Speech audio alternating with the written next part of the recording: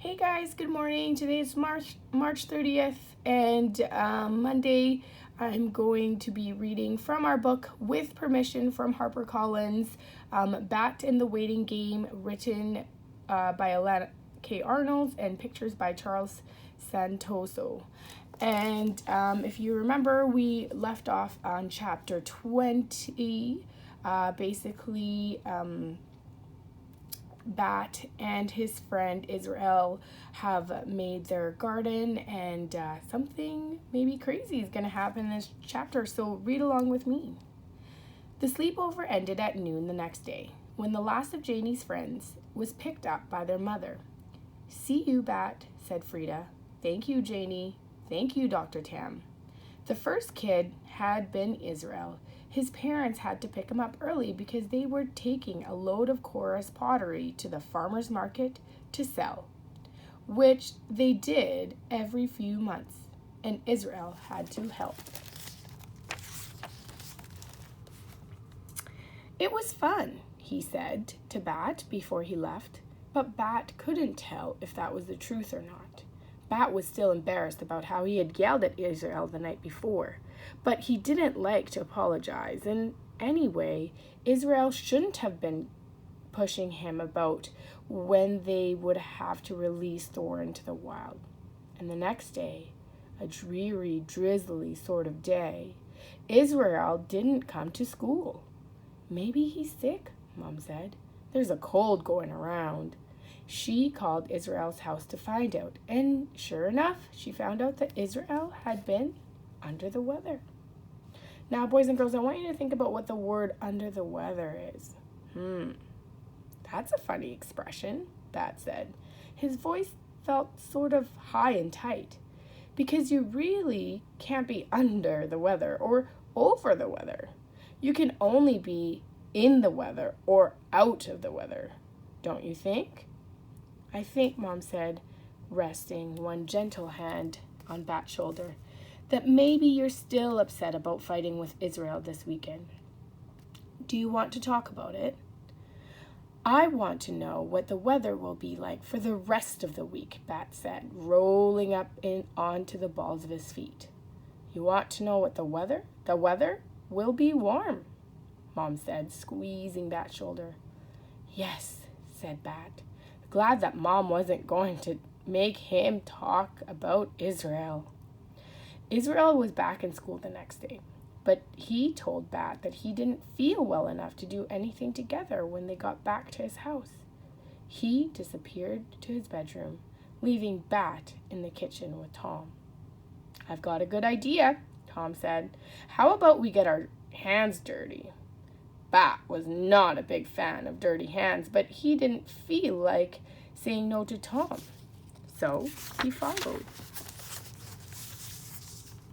He followed him out of the back door, accessed the yard, under a sky dappled with gray clouds, and into Cora's shed. Cora was there, wrapping a vase in a thick swaddle of newspaper. This one is on its way to Vermont," she told them. "I just sold it." "Great," said Tom.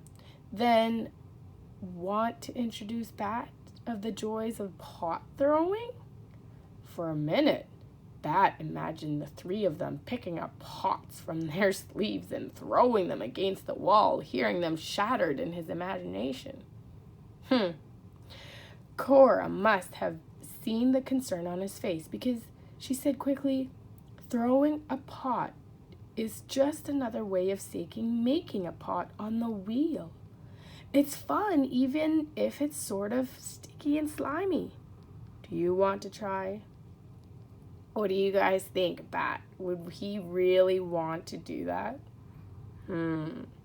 Actually, Bat would have preferred to go home, or to go to Mom's vet, or even go back to Mr. Grayson's classroom. But he couldn't go any of those places right now. He had to wait. So he sat at the potter wheel. "Okay," he said. "Outstanding," said Tom. "First the clay, First, the clay, Cora repeated as she brought out a plastic-wrapped cube of clay from under the counter. She peeled the plastic, picked up a piece of wire and wooden handle attached to each end. She held the wire against the cube and pulled it through, shaving off a layer of clay, set it to the side and rewrapped the cube in the plastic. Then she held out the clay to Bat. Squish it into a ball, she said. Squish it hard to get all the air bubbles out. Bat hesitated. He held out his hands and let Cora place the clay into it. It was cool and cold and damp. Remember those words, boys and girls, that we've been looking at? What are other words that are cool, cold, and damp? He folded it in his hands and squeezed, forming a rough ball.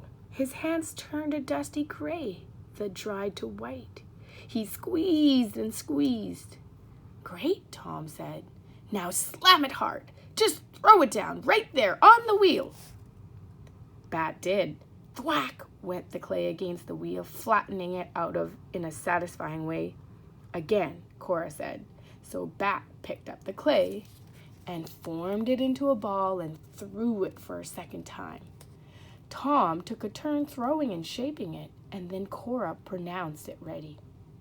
Okay, said Cora, throw it one more time, and this time try to aim right in the center of the wheel. Bat threw the clay. Perfect, Cora said. Now Tom will keep the wheel spinning so you don't have to worry about it.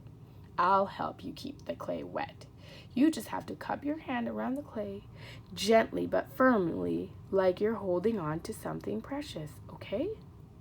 I'll pretend I'm holding on to Thor, Bat said, my skunk kid. Great idea, Cora said. Ready? Bat nodded. He cupped his hand around the clay lump. Beside him, Tom stepped gently on a foot pedal and wheel again to spin.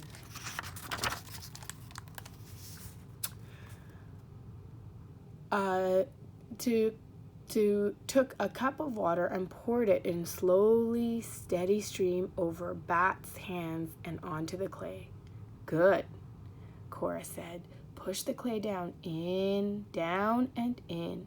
Don't worry if it squashes, though, with your fingers. That's fine. Wet clay oozed out between each of Bat's fingers, and it was a gooey feeling, but not bad. Kind of interestingly, actually. Bat watched the clay spinning in a fast little circles. He watched the clay pushing out between his fingers. He almost was hypnotized by the sensation of the slippery, wet clay in his hand. Spinning, spinning. The challenge of holding it was just right in between the fingers and the thumb. Not too loosely, or it would wobble out of control. Not too tight, or the emerging bowl would smoosh into a side. But when he could feel the clay beginning to shift off the center, it was falling off the side. Tried to push it back in the corner of the wheel, but it seemed like the harder he pushed, the worse it got. And then the clay wasn't a ball anymore. It was a weird floppy tube, and it's twisting and falling, and then he yelled, "It's breaking!" And flicks of clay splattered his face. Tom took his foot off the pedal, and the wheel slowed and then stopped. "You did it," he said, grinning. "No, I didn't," Bat said. "I made a mess." "Mess is the beginning of art," Cora said. She was smiling too. "Do you want to try it again?" "Yes," said Bat. "Yes, please." Before Bat went home, he peeked his head onto Israel's room, hoping to tell Israel about how he had learned to make a bowl, and how it wasn't perfectly symmetrical, but it was recognizable. And as a bowl, and how Cora had called it creatively catawampus. I wonder what that word means. I want you to think about that one. Maybe he could even say something to let Israel know that he felt about their fight. but Israel was in his bed. His covers pulled up to his chin and his eyes were closed. Working with the potter wheel, he made Bat feel so good, and he really wanted to tell Israel about it. He almost went to Israel's bed to see if he was really sleeping or just testing. But then Tom called, "Bat, your mom is here." Bat hesitated, looking at the sweaty curls on Israel's forehead. Then quietly, he backed out of Israel's room, feeling sort of lonely and disappointed. But he wouldn't be able to say his goodbye. So boys and girls, I want you to think about the change that you saw in Bat today. Like that, he typically wouldn't be doing anything slimy or messy, but I don't know, think about what he did differently. So maybe something in your day could be done differently. We'll see you guys tomorrow. It's going to be chapter 21, Steen Sealer. Maybe about Janie.